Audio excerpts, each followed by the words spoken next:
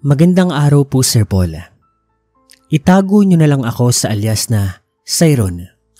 Hindi ko na lang po sasabihin ang totoong pangalan ko para sa privacy ko. Isa po ako masugid yung tagapakinig sa YouTube channel ninyo. Ang kwentong ito ay hango sa isang personal kong karanasan noong taong 1996 dito sa probinsya ng Antique.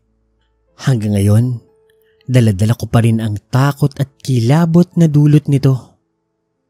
Kaya't heto, pag-uusapan natin ngayong araw. Noong panahon na yon, bagong lipat pa lang kami ng pamilya ko sa Antique. Galing kaming Pampanga.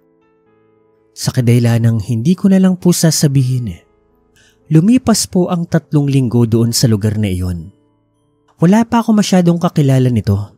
Naghahanap din ako ng trabaho.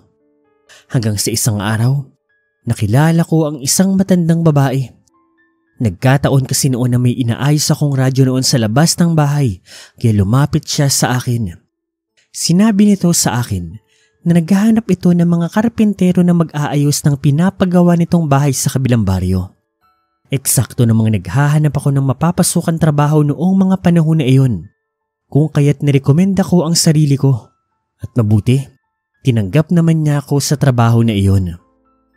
Siyempre, dahil hindi ko naman kabisado ang daan patungo sa bahay ng matanda, ay sinama niya ako sa baryo nila. Sabay pa naming tinahak ang maputik na daan papunta sa baryong iyon. Kung ilalarawan ko ang aming dinaanan, ay malagubat ito dahil sa sobrang dami ng mga puno at halaman. Bilang din sa daliri ang mga kabahayang naroon at halos wala akong taong nakita. Napadaan pa nga kami sa isang may kalumaan na balon . Ang ganda at ang luma ng itsura nito. Nang tanungin ko naman ng matandang babae kung ginagamit pa ba yun at kung maaari bang kumuha ng tubig na maiinom, ay kaagad niyang sinabi na bawal inuman ng balon na iyon at mahigpit daw na ipinagbabawal na buksan yun dahil mapanganib. Hindi na ako nakaimik matapos nilang sabihin. Hindi naman ako nakaimik matapos niyang sabihin ang bagay na yon. Ang naisip ko na lang, baka yun ang paniniwala nila . Nang makarating sa bahay ng matanda, naabutan ko pa ang 2 pang mga kalalakihan na masayang nagkukwentuhan. Natigilan na lamang ang mga ito nang makita kami ng isa sa kanila. Napatayo pa nga ang mga ito bago umayos ng pagkakatayo. Napag-alaman kong karpentero rin pala sila na nakuha ng matandang babae. Nang tuluyan kaming makalapit sa harapan nila, ay kaagad na sinabi ng matandang babae ang plano niya para sa gagawin naming bahay. Maraming pag-uusap yun at matapos ang pagpaplano ay umuwi na rin ako sa amin. Kinabukasan ng araw na iyon, kaagad kami nagsimula ng mga katrabaho ko sa paggawa nga ng bahay. Nalaman ko rin na kilala pala ang matandang babae sa alias na Lola Auring. Sa unang araw namin sa trabaho, pagsapit ng tanghaling yun ay ipinagluto pa kami ni Lola Auring ng napakasarap na pananghalian. Masaya naman naming pinagsaluhan ng mga kasama ko ang mainit-init na kanin, pinritong isda at sinigang din na isda. Sa sobrang sarap ng pagkakaluto ni Lola Auring, hanggang sa nakauwi ako ay hindi ko pa rin nakalimutan ang malinamnam at manamis-namis nitong lasa. Hanggang sa mga sumunod na araw ay nagpatuloy lang kami sa pagtatrabaho. Naging pang-araw-araw na pananghalian na rin namin ang isdang niluluto ni Lola.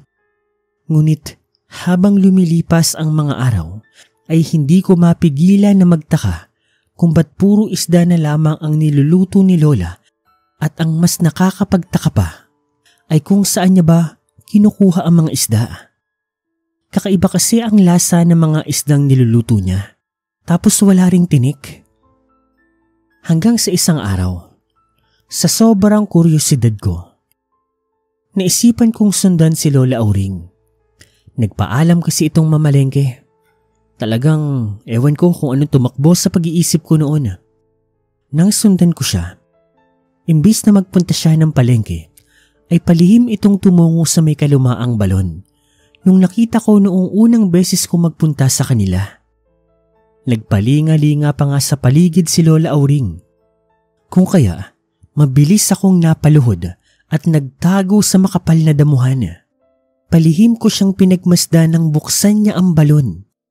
Nang dahil sa may kalayuan ay hindi ko narinig ang mga sinabi nito.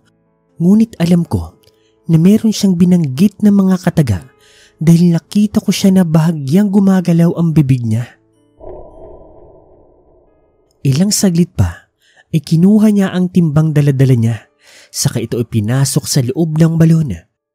At nang iangat niya ito palabas, ay nabigla ako nang makitang ang balde ay punong-puno ng mga isda.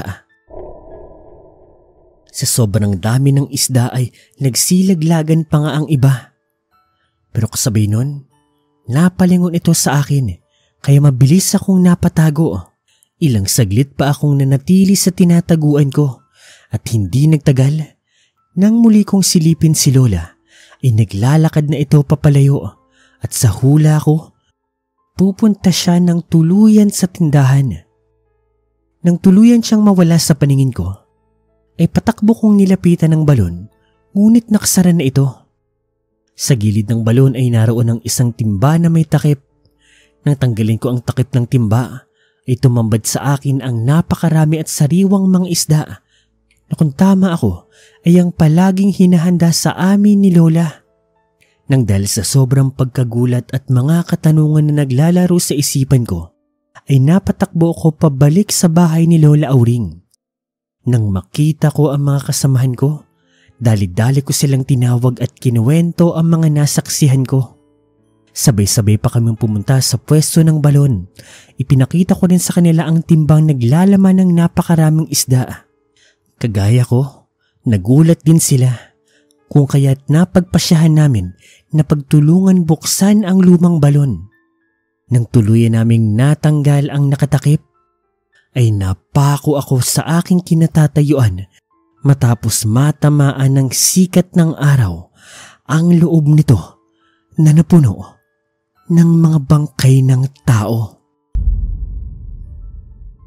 Sa sobrang baho ng amoy at nakakadiring tignan ng mga bangkay, hindi ko na napigilang mapasuka ng mapagtanto ko na posibleng ang mga bangkay na iyon ang ginagawang alay sa lumang balon nang sa ganoon makakuha ng sariwa at maraming isda si Lola Auring. Narinig ko pang napamura ang mga kasamahan ko at nang tignan ko sila, namumutla na ang mga ito at nasuka na rin. Putya, ano to? Huwag niyong sabihin bangkay ng taong isda na nakain natin itong nakaraan.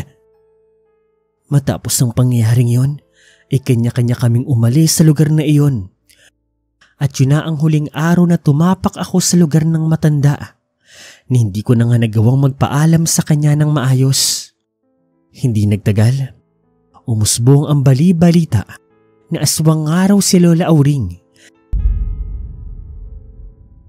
At ilang araw pa ay nabalitaan ko na umalis na raw si Lola Auring sa baryo nila. At nabalitaan ko rin na yung mga dayong namatay, nawala, ay natagpuan doon sa balon. Samantala, ako naman ay lumapit sa isang albularyo noong mga pagkakataon na iyon. Bukod kasi sa natatakot ako at nandidiri ako, kinakabahan ako na baka may mangyari sa akin dahil posibleng nakakain nga ako ng karne ng tao. At sa pagdating ko sa albularyo, heto ang mga sinabi niya sa akin. Tama-tama ang pagdating mo, iho. Marami kang katulad na nagpunta rin dito sa akin. Mga nabiktima ng matandang aswang nang hahawa ng pagkaaswang niya. Pangpito ka na siguro. Pero alam mo ba, ang dalawa sa kanila ay natuluyan. Naging aswang at naging huli na. Nakakain din sila ng isda na tao. Ang orihinal na karne. Siguro mga 1 linggo na lang, mararamdaman mo na rin ang mga senyales ng pagkaaswang. Pero buti, naagapan mo. Buti na lang talaga, Tama ang hinala ko. Buti, sinunod ko ang sarili ko. Ginawa na ko ng ritual ng albularyo. Pagkatapos nun, sinabi niya sa akin na uminom daw ako ng maraming kalamansi juice. At pagkatapos nun, naging okay naman po ako. Pagkatapos nun, hindi na ako kailanman nagtrabaho sa mga ganoon. Naghanap na lang ako ng trabaho na meron sa syudad. Kahit medyo malayo at mahirap, okay na sa akin. Kaysa naman yung pa-sideline. Tapos aswang pala yung magpapatrabaho sa'yo. At ang malala pa, ang pinapakain pa sa'yo ay karne ng tao.